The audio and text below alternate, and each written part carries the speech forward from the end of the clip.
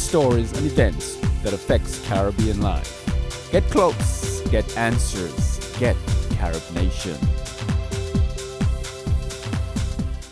Hello, welcome to LaproMission. I'm Doris Dean. Our topic today is gynecologic endoscopy.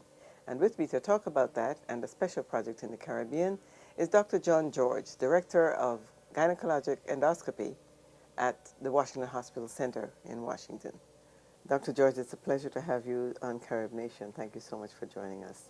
Thank you for inviting me. It's my pleasure to be here. You are the Director of Gynecologic Endoscopy at Washington Hospital Center. That is correct. And you, as I understand, have taken that specialty into the Caribbean. We'll come back later and talk about what gynecologic endoscopy is, but I'd like to focus on why you went to the Caribbean and what caused you to want to take this level of laparoscopy or endoscopy to the Caribbean, and how you have been able to implement it there. Well, first of all, there are several items. Probably one of the most important ones is that I'm from the Caribbean, and I've always had the interest of the Caribbean at heart. And when an opportunity came for me to loan some of my skills to the Caribbean, it was very easy. In fact, one of my colleagues indicated to me that there were physicians in St. Lucia who were interested in setting up a program for laparoscopy, which we'll define a little later. And I contacted them, and there was a significant amount of planning that took place. But we were lucky. We were able to put our heads together. We were able to solicit support from some very important people and corporations. And with the help of, for example, the Pan American Health and Education Foundation and some companies who actually manufacture equipment and instruments for laparoscopy, we were able to garner lots of resources and start a program at Tapion Hospital in St. Lucia for teaching both gynecologists and general surgeons how to care for patients using these modalities. And patients are able to come to us not just from St. Lucia, but from neighboring islands. Sure. Is this procedure common in the Caribbean? Is it a level at which the Caribbean has the capability or the potential to reach in terms of being able to provide it? It varies. Laparoscopy generically is probably being practiced in all Caribbean islands. However, the level at which it's being practiced may vary widely. It can be done, for example, as a diagnostic procedure where a telescope is used near the belly button to look into the abdominal cavity to try to determine what problem may be underlying certain kinds of symptoms. That's a very common form of laparoscopy that's done. That's called diagnostic laparoscopy. It's also used very commonly for sterilization procedures. And women who not to have babies anymore may have laparoscopic tubal ligation, for example. That's a very common procedure. But by far and large, the procedures that we are here talking about today involve various types of advanced procedures to treat most conditions that were formerly treated by a large abdominal incision. Several days in the hospital and several weeks of recovery at home. Patients can now have these procedures done through 4 tiny incisions. Most can recover at home that same evening and can be back to work in 1 to 2 weeks as opposed to 4 to 6 weeks. So that's a major change in people's lives. It certainly is a major change. And most women who might be so busy at work, they may be their own entrepreneurs, they can't afford to have a downtime of 6 weeks. It's a very good thing for them. But in addition to the fact that it can allow them to have more time at their disposal to do some of the things that they would like to do without having the pain and the discomfort, the scarring from the procedure is much less. And in several situations, the bleeding that might be encountered is less. Certainly the discomfort after the procedure is much less. So we would do these procedures and patients would go home the same day, not because we're throwing them out of the hospital, but because they feel so good that they certainly can go home and recover in their own environment, Right. and be catered to by loved ones, and that's much better than... Makes a big impact Absolutely. on Sure. recovery. In a small place like St. Lucia, as we have in most of the small Caribbean islands, would you say that access to something like that is likely to become more prevalent, or is it something that either because of cost or because of training, it may not be something that the Caribbean can reach for in the immediate future? I think time will tell, but there are several issues related to this question. First of all, we're dealing with a patient clientele, a patient population that's much more educated today. They go online and they can Google their health condition, and they can find out what's available. So they're much better informed. That's one item. The limitations, though, primarily relate to two things. One is probably the cost of obtaining the equipment and supplies by the institution where it's being done. And secondly, the training that's required. Doing advanced laparoscopy requires training over and beyond that which can be obtained in 4 years residency in gynecology. And even after someone gets additional training over a period of weeks, it takes time to develop the skill and the confidence to do some of these procedures. So it is not quite as readily available as one might expect. But specifically with respect to St. Lucia, there was at least one physician who was at the cutting edge, who was very interested in doing these procedures. And there were other physicians as well who were interested. Added to that, there was an administration in that hospital that was very supportive. And we began these procedures not just for St. Lucia or for castries in St. Lucia. We began this as an effort that can benefit the entire Eastern Caribbean. And I might add that the first time I went down, one of our patients came from Grenada. And we have invited physicians from neighboring islands, Antigua, Dominica. My return trip in November, for example, there was a physician from Barbados who came, and she is extremely excited, and was so excited, as a matter of fact, that she got her credentialing package so she could return to that hospital in February and take some of her patients to St. Lucia. Excellent. And what actually happens, she will operate with me and gain some experience in caring for her patients so that she can ultimately take the modality back to Barbados. The hope is that other physicians may want to do that in their own island. Right.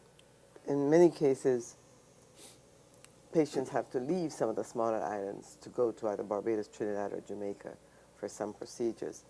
Is this something that you think St. Lucia could become the nucleus for, and that some of the bigger islands will be glad to buy in on that, or would they want to, of course you don't mind if they want to take it to their own areas, but to their own islands. Well, actually, my guess is that both in Trinidad and Jamaica, these procedures are being done now. To what extent, I could not tell you.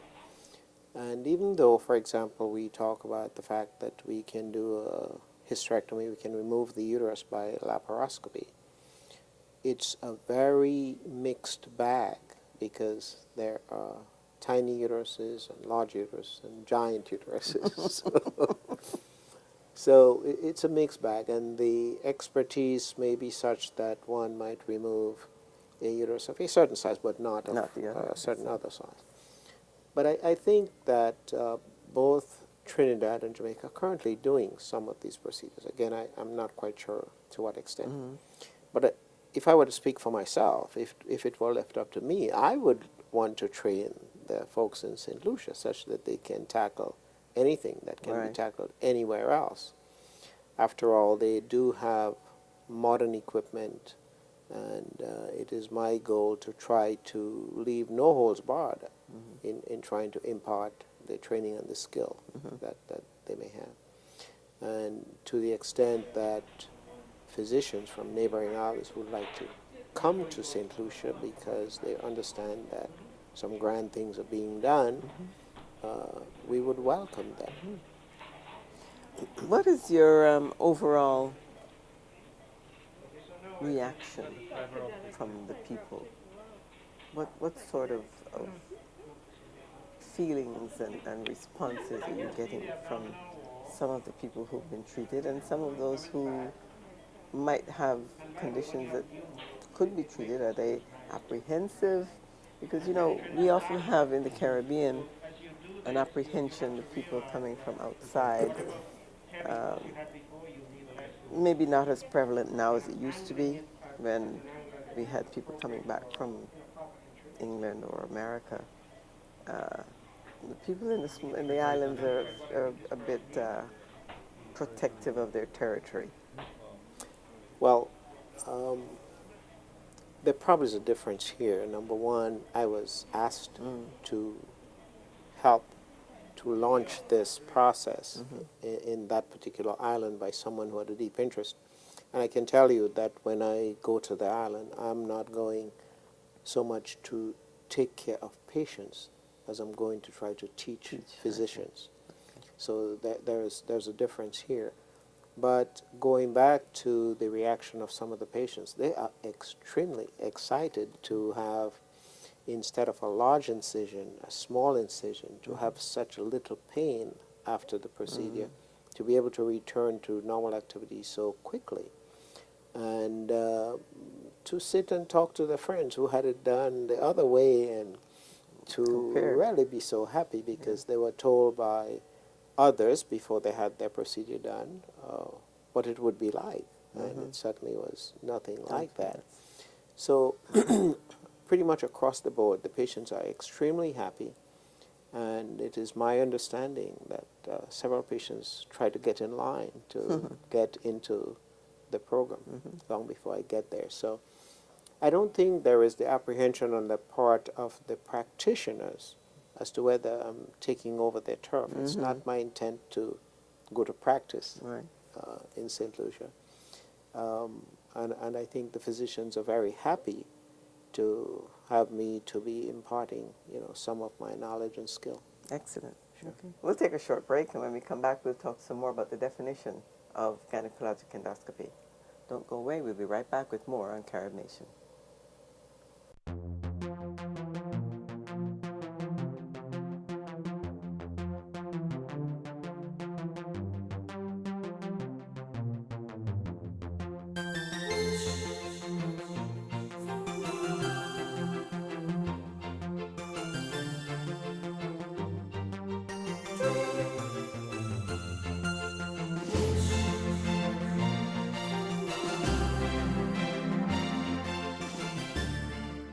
Welcome back to CaribNation, and we're going to talk now about some definitions about gynecologic endoscopy.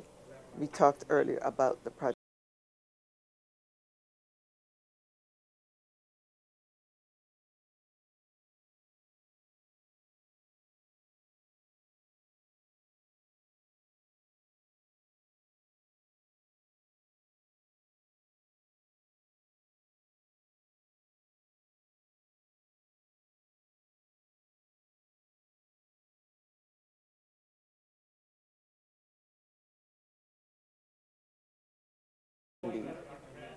fixed.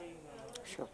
Well, gynecologic endoscopy, the two words actually refer to the, the process of looking into the abdominal cavity or into the uterus, and we'll elaborate on looking into the uterus in a little while, with the aid of a telescope.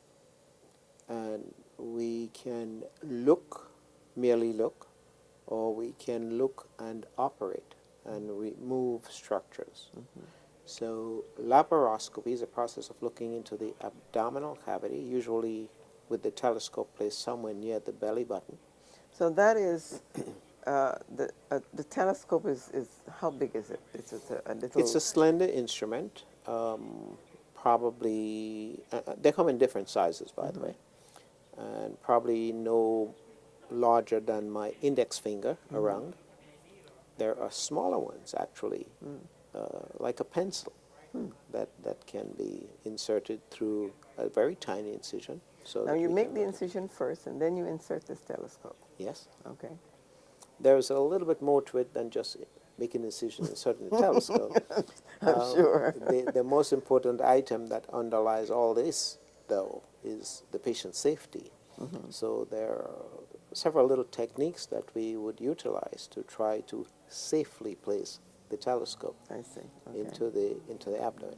And this is under general anesthesia. It can be done under general anesthesia or regional anesthesia, in some cases local anesthesia, but by far and large, most of what certainly I do, general anesthesia. Now, I talked about laparoscopy, but there's hysteroscopy. Hysteroscopy is a similar procedure, but instead of putting the telescope near the belly button, we would put the telescope through the vagina and through the cervix without making an incision. So we can look on the interior of the uterus. And that procedure certainly has resulted in the decrease of lots of major operations on the abdomen. Talk about some of the operations that you've been able to reduce as a result of. Now, laparoscopy is as you said, there's diagnostic where you just go in and look. That's correct. But then you also have another process, the laparoscopy, where you actually do something. Absolutely, Okay. where we operate or You actually operate. remove organs. And let me give you a perspective. In 1980, for example, if I did 100 operations, maybe 95 of them were done by making a large abdominal incision. That figure is totally reversed. And currently, about 95% of my operations are done by laparoscopy or hysteroscopy. Wow. Now, what type of procedures are amenable to laparoscopy or hysteroscopy? The most common one is fibroids. Fibroids are extremely common. As much as 70% of women may have fibroids, although maybe just 1/3 of that number will need to have something done for them.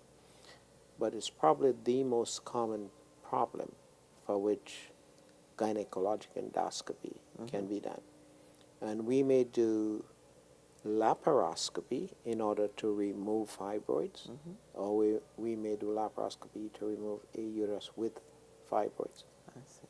Or we may do hysteroscopy, where we look into the uterus to remove fibroids that are in the cavity of the uterus. And all these procedures would, in general, utilize general anesthesia, outpatient procedure.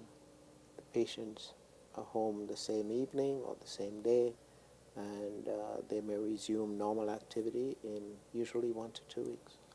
So you cut down on the incision, you cut down on pain, you cut down on downtime, and especially at a time when we hear more now about infections being caused in hospitals, I suppose you would cut down on the infection rate as well. Yes, but we take special precautions to minimize infections. And many procedures that we do, we would use antibiotics, as we say, prophylactically to prevent infections. And the infection rate is very, very, very low in these procedures as well. Now, you talked about fibroids. What are the other ailments that could be corrected or in some way ameliorated by either of these Sure. procedures? Many women have heard about an ectopic pregnancy, a pregnancy in the fallopian tube. And when I was in training as a resident, we would operate on these patients through a large abdominal incision and keep them in the hospital for 5 days. We have the technology now to diagnose and treat these patients without them having to stay in the hospital overnight. So ectopic pregnancies, ovarian cysts. Many ovarian cysts can be removed by laparoscopy. Removal of the ovaries, treatment of endometriosis, treatment of pelvic pain, most gynecologic operations. Even in the field of oncology, that is cancer of the female genital tract, laparoscopy is being done more and more, absolutely. Now, I'm not an oncologist, so I do not treat cancer of the reproductive tract, but those specialists who treat female cancer are using laparoscopy more. Endometriosis, I think, is one of those, in the minds of some people, I think, one of those cloudy areas. And I think it's often melded with fibroids. Can you differentiate between the two and whether one is more treatable than the other? Sure. Endometriosis is a very interesting disease. First of all, for several years it was believed, and is still believed in some circles, that endometriosis is not common among women of African descent. That is a myth. It is the second most common diagnosis that I see. Really? And since fibroids are so common in women of African descent, endometriosis in these women is frequently missed because of the fibroids. But in my practice, we approach women with fibroids very, very specially. And we look very critically at those women who have pain with their fibroids. Most of them have fibroids and endometriosis. And because we do laparoscopy, we are discovering endometriosis to a great extent. It's the second most common condition that I see in my practice. More than 50% of my patients with fibroids also have endometriosis. And when my patients with fibroids have pain, more than 90% have endometriosis as well. So that one has to be very suspicious in patients with fibroids and pain. So we look for it and we find it. Now, let me tell you that endometriosis is a condition, the cause of which is not really known. Although it's very common, and although we know so much about it, it is characterized by the presence of tissue, which is actually normal for the inner lining of the uterus. But that tissue may be found in abnormal locations, on the fallopian tubes, on the ovary, on the surface of the, or better still, on the lining of the pelvic organs and so forth. And pain, severe pain, particularly around the time of the menses, is probably one of the most common problems that we encounter. Is it fair to say that this advanced laparoscopy has made it easier to find some of these things, to identify some of these problems or differences between problems, or some of the areas that might normally be hidden? When you speak of endometriosis, you are absolutely correct. It is still the best method of making the diagnosis, and most patients can be treated at the same time that the diagnosis is made. Mind you, there is no cure for the disease, but we can remove it and try to minimize the symptoms. So that is the tissue that creates the problem you remove? That's correct. If we see that tissue that resembles the inner lining of the uterus, we would remove it. We can also treat it medically, but certainly the way we make the diagnosis is by laparoscopy. I see. Sure. Now, in terms of cost, we know that we always have to worry about cost, whether it's in the Caribbean or here. Is it normally covered by insurance? And if not, is it something that's prohibitive that would cause people to put it off? Because as we talked earlier about the sizes of some of these fibroids that you find in people, and my question is, what allows a person to wait that long? And one of the areas that you said might be considered is cost and access to funds and that sort of thing. Okay, we can spend the rest of the week answering the first part of your question. Cost, there are expensive ways one can do laparoscopic procedures, and there are ways that we can try to save costs when we do these procedures. Yes, there are all kinds of equipment that are available, and if we use very sophisticated, expensive equipment, the procedure can be very expensive. Lots of times we can find less expensive ways to do it. Yes, indeed, cost may be something that is prohibitive, and it may keep certain patients away from care, but most insurance companies would reimburse for laparoscopy just like they reimburse for other procedures. So that the patient who stays away from care is probably not doing that because her insurance is not covering it. Maybe she does not have coverage. Maybe she does not have the resources. Maybe she's not emotionally ready to have that problem tackled.